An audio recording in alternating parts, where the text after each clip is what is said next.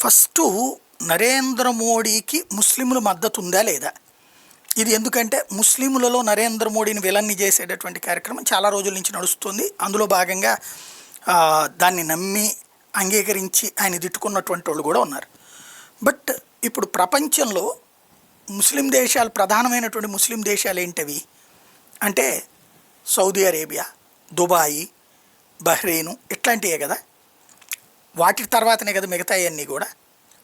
But వీటిట్లో వీళ్ళందరూ కూడా నరేంద్ర మోడీని అభిమానంగా చూస్తారే, వాళ్ళ అత్యుత్తమమైనటువంటి అవార్డులు ఇచ్చారే, ఇవాళకి కూడా సోదరుడిగా చూస్తారే.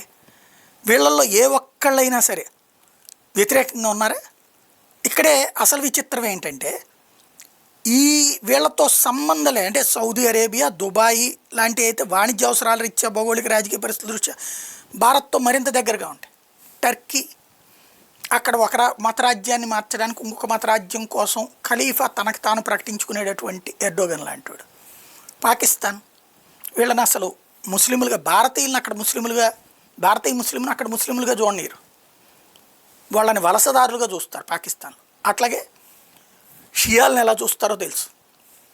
అట్లాగే ఇరాకు, ఇరాను, లేకపోతే ఈ యెమెను, హౌతీ ఇట్లాంటి దేశాల వాళ్ళని ఈ అరబ్ దేశాల వాళ్ళు ముస్లింలుగా చూడరు.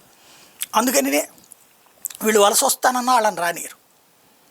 ఇలాంటి వాళ్ళల్లో ఉండేటటువంటి అసంతృప్తినే భారత్ మీదకి అసంతృప్తిగా మళ్లించే ప్రయత్నం జరుగుతుంది. ఇలాంటి దేశాల్లో ఉండేటటువంటి ఉన్మాదపు మనస్తత్వం కలిగినటువంటి వాళ్ళే భారత్లోని తీవ్రవాదులకు మద్దతు ఇచ్చేది. అది గుర్తుపెట్టుకోవాల్సిన అంశం.